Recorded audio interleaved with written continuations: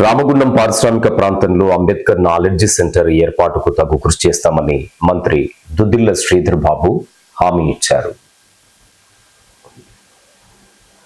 రామగుండం నగరపాలక సంస్థ ఆధ్వర్యంలో మంగళవారం భారత రాజ్యాంగ నిర్మాత భారతరత్న డాక్టర్ బాబాసాహెబ్ అంబేద్కర్ 135వ జయంతి వేడుకలను ఘనంగా నిర్వహించారు.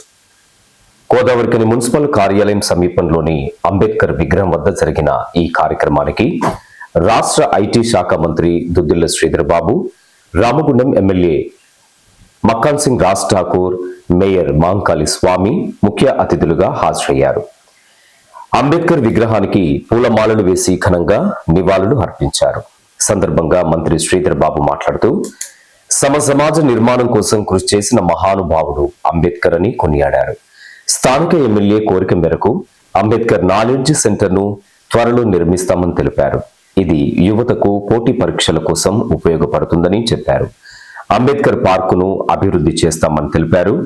ఎస్సీ ఎస్టీ వార్డులకు మౌలిక వసతులు కల్పించే కార్యక్రమాలు చేపట్టినట్లు వివరించారు. బ్యాంకుల ద్వారా రుణాలు పొందిన వారికి ప్రభుత్వం ద్వారా వడ్డీ రహిత సహాయం అందిస్తున్నామని చెప్పారు.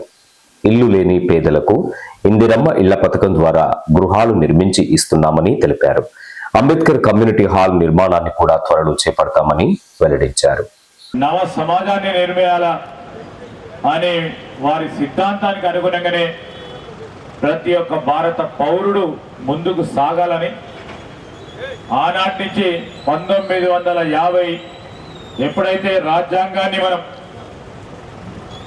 పొందుపరుచుకొని మొత్తం భారతదేశంలో దేశంలో ఉన్న అన్ని రాష్ట్రాల్లో అన్ని వ్యవస్థల్లో ప్రతి పౌరుడికి పొద్దులేగానే చట్టపరంగా ఒక హక్కు కల్పించే ఆలోచన చేసింది డాక్టర్ బాబాసాహెబ్ అంబేద్కర్ గారి ఆలోచన విధానం, వారి ఆచరణ కార్యాచరణ.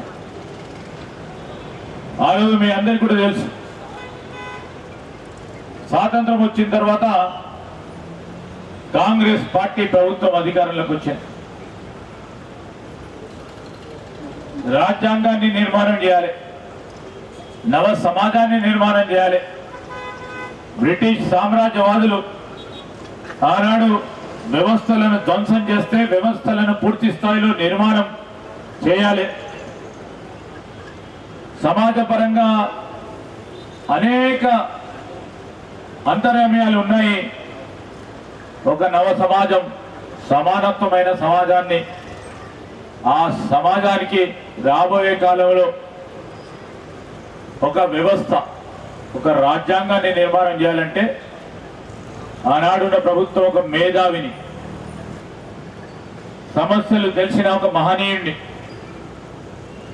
రేపు భారతదేశం ఉన్నంత వరకు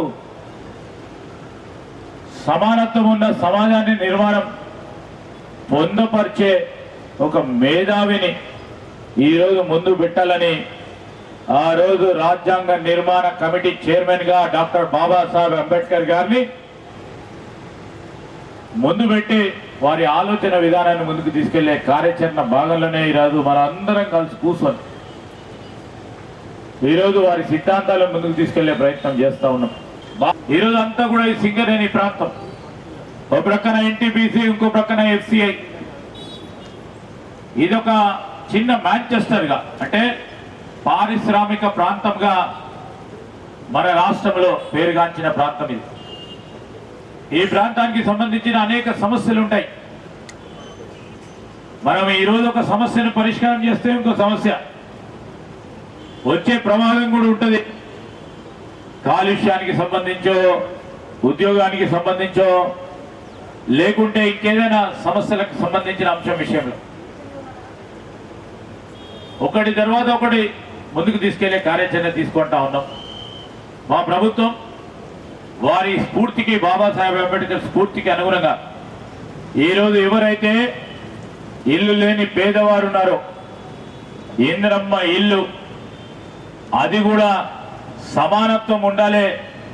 నేను మా రాష్ట్ర ఇంట్లో ఉంటే మీరు కూడా ఇళ్లలో ఉండాలి, సొంత ఇంట్లో ఉండాలి అనే ఆలోచన చేసే కార్యక్రమాల్లో మీ అందరికీ మనవి చేస్తా ఉన్నాను.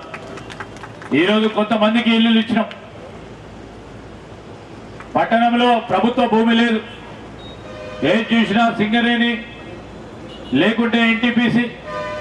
మొన్న ఈ మధ్యలో మీ శాసనసభ్యులు రాజ్ ఠాకూర్ గారు మాకు కానీ భట్టి గారికి కానీ ముఖ్యమంత్రి గారికి కోరిండు, ఇక్కడ సింగరేణి ప్రాంతం ఉంది, ఉపయోగలేని సింగరేణి ప్రాంతానికి సంబంధించిన భూమి ఉంది,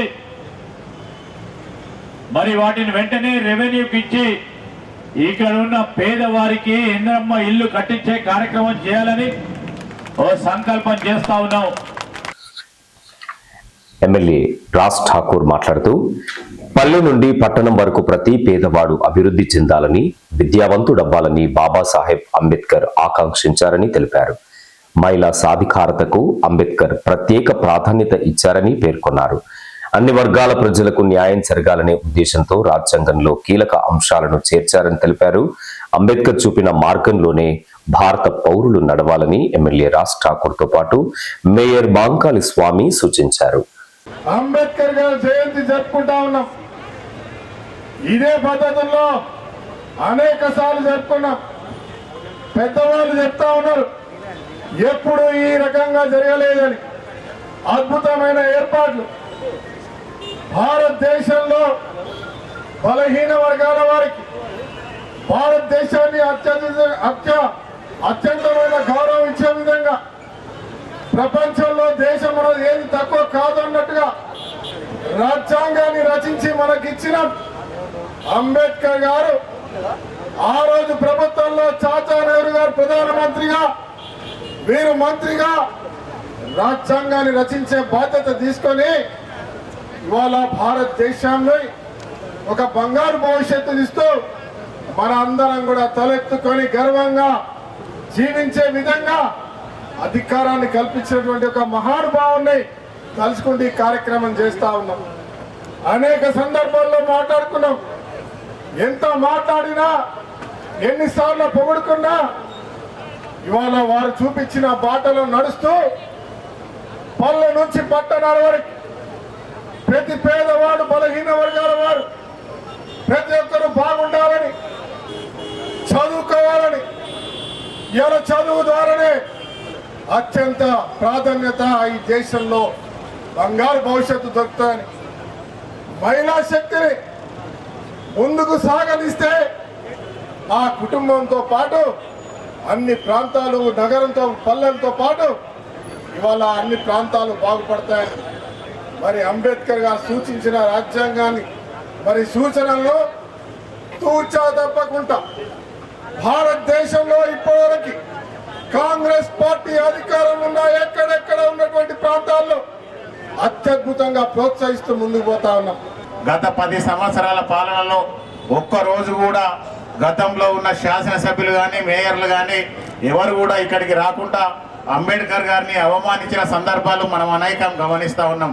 కానీ ఈరోజు అంబేద్కర్ గారు రచించిన రాజ్యాంగంతో ఈరోజు భారతదేశం అంతా ముందుకు వెళ్తున్న తరుణంలో దళితులందరినీ కూడా గౌరవించాలి, వారికి రావాల్సిన హక్కులను కాపాడాలి, దళితులను ఐకమత్యం చేసి ఉన్నతముగా తీర్చిదిద్దాలనే సంకల్పంతో ఈరోజు గౌరవ మంత్రివర్యులు ప్రత్యేకంగా మన దగ్గరకు వచ్చి మనలందరినీ ఆశీర్వదించి ఈ రామగుండం నియోజకవర్గాన్ని అన్ని రంగాలలో ముందుకు తీసుకెళ్లేందుకు వారు శాయశక్తుల ప్రయత్నం చేస్తూ గౌరవ ఎమ్మెల్యే రాజ్ ఠాకూర్ గారు ఇచ్చిన ప్రతి వినతి పత్రాన్ని తీసుకొని ముఖ్యమంత్రి గారితో మాట్లాడి ఈ రామగుండం నియోజకవర్గానికి వేల కోట్ల రూపాయలు ఇప్పించి మనలందరినీ ఈ ప్రాంతాన్ని అన్ని రంగాల్లో ముందుకు తీసుకెళ్తున్న గౌరవ మంత్రివర్యులు గారికి ప్రత్యేకంగా రామగుండం మున్సిపల్ కార్పొరేషన్ పక్షాన వారికి ధన్యవాదాలు, శుభాకాంక్షలు తెలియజేస్తూ మీరందరూ ఆలోచన చేయండి.